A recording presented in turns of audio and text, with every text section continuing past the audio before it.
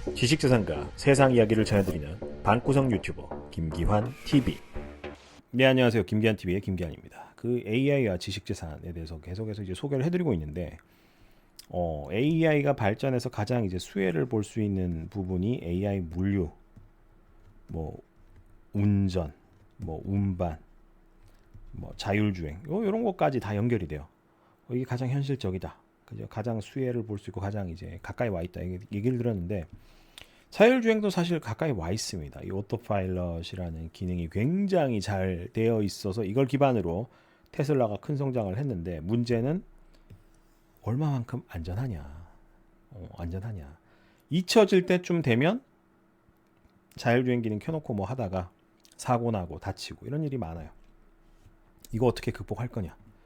이제 요거 좀 봐야 되는데, 자율주행 자동차 같은 경우 이제 안전성 담보하는 게 제일 중요합니다. 예, 기술 발전하는데 새로운 비즈니스 가치 창출이 이제 가셔야 되는 것까지는 좋아요. 좋아요. 문제는 우리의 생명과 직결이 된다는 건데, 자율주행 자동차가 이제 일반 도로에서 안전하게 운전하기 위해서는 넘어야 할 과제들이 많습니다. 그러니까 이게 뭐 패턴 인식이나 뭐 카메라 센서 같은 걸로 이제 보통 요 주변에 뭐가 있냐, 그 도로 요 이제 도로 요거 표시를 이제 인식해서 하는데, 도로 표시 요 도로 줄 같은 거 이런 게 다 이제 삭제가 되어 있거나 도로가 마모돼서, 혹은 뭐 일기예보 날씨가 굉장히 안 좋아요. 굉장히 안 좋아서 이 센서가 이 뭐 가까이 오는 자동차나 이런 거 인지 잘 못할 때, 이럴 때는 어떻게 해야 되냐, 뭐 이런 과제도 있을 수 있고요. 기술적인 부분은 이제 하루가 다르게 진보하고 있습니다. 근데 걱정할 부분은 많지 않다고 볼 수도 있는데, 특히 자동차 제조회사들이 기존 시장의 포화 상태로 인한 수익 감소를 고려하고 있어요. 요게 이제 하나의 문제고, 막대한 투자를 하고 있어서 그나마 이제 조금은 희망적이다. 그 지금 오토파일럿 자율주행 연구 안 하는 회사 없잖아요. 현대도 하고 있으니까. 그런 점에서 이제 좀 기대해 볼 만한데, 이용자들은 이제 자율주행 자동차가 거리에서 운행하는 모습을 보면서 점점 불안감을 가지고 있어요. 미국에서도 이제 보수적인 사람들은 이거 못 하겠다. 하지만 아주 개방돼 있는 뭐 미국 캘리포니아 같은 데는 뭐 이런 거에 대해서 굉장히 정책적으로 오픈이 되어 있고, 자율주행 자동차 관련 기술 이해 부족으로 생기는 부분도 존재를 하고요. 우리가 뭐 냉장고 세탁기를 사더라도, 세탁기 건조기를 사더라도 이제 이용법을 잘 몰라서 생기는 문제가 있는 것처럼 비슷합니다. 이용자들이 이제 안전하게 자율주행 자동차를 이용하기 위해서는 우선 자율주행 시스템이 이 안전성이라는 걸 담보해야 돼요. 시스템이 구성하는 소프트웨어, 센서, 어플, 일정 정도 이상 품질과 안전성을 확보를 해야 된다라는 이슈가 있습니다. 중국산 막 갖다 썼다가 큰일 날 수 없잖아요. 지금 뭐 최근에 뉴스 보면은 중국산 배터리 썼던 전기차들이 불이 나고 막 이런 일들이 있는데, 이런 안전성 반드시 확보돼야 된다.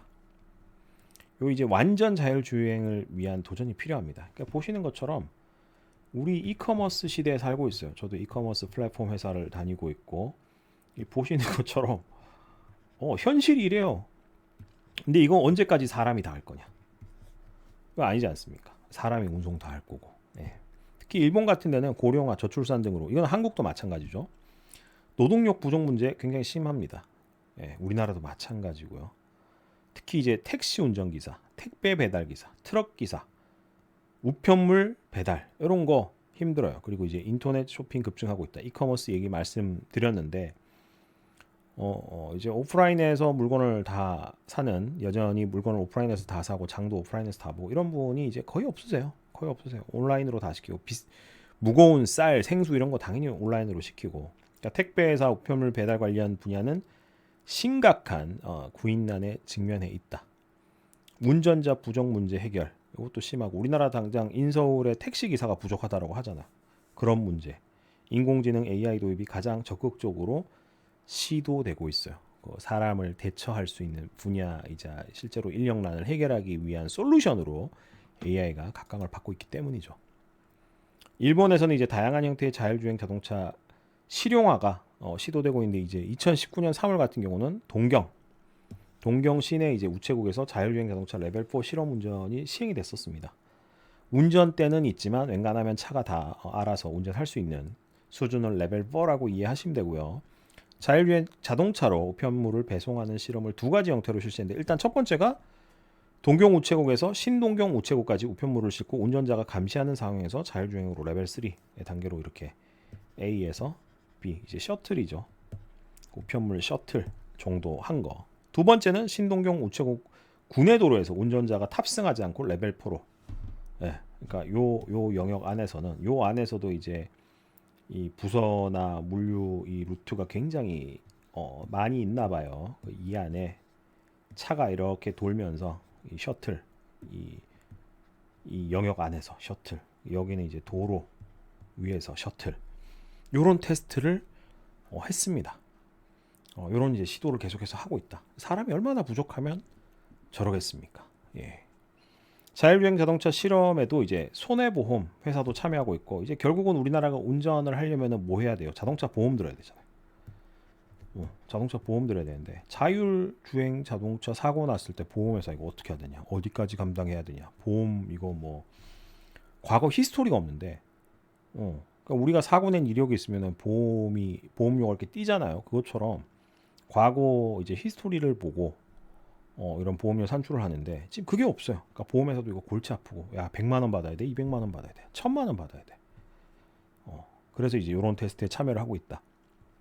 그 다음에 이제 그 자율주행 자동차 레벨 4 운행 위해서는 여러 가지 준비가 필요한데, 그 도로 운행 코스 등 관련 정보가 사전에 입력이 돼 있어야 되고, 자율주행 레이더로 주행 위치도 파악이 돼야 되고, 도로 주변의 건물, 보행자, 도로 환경, 날씨 데이터, 여러 가지 값들이 인풋이 돼야지 불확실성을 그만큼 낮추고 안정적으로 할 수 있겠죠. 특히 이제 카메라와 센서로 주변 사물 인지하는 거, 이런 거 굉장히 중요한데, 아까 제가 말씀드렸던 품질 이슈, 품질에 대한 담보가 필요하다. 중국산 카메라, 중국산 센서 썼더니 인지를 잘 못하더라. 이러면 이제 큰일 나는 거예요.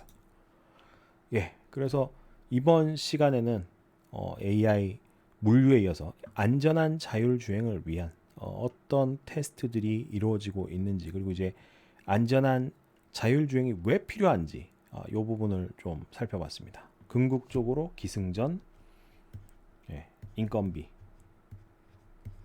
사람 때문이다.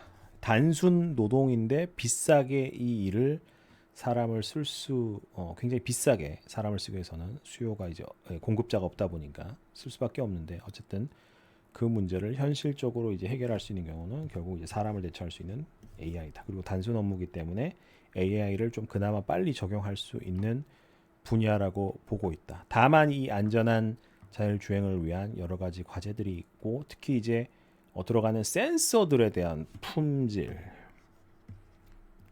이 부분에 대해서 제가 좀 언급을 드려봤습니다. 지금 바로 김기한 TV 멤버십에 가입하여 발명가 지식재산 대중화에 함께하여 주십시오.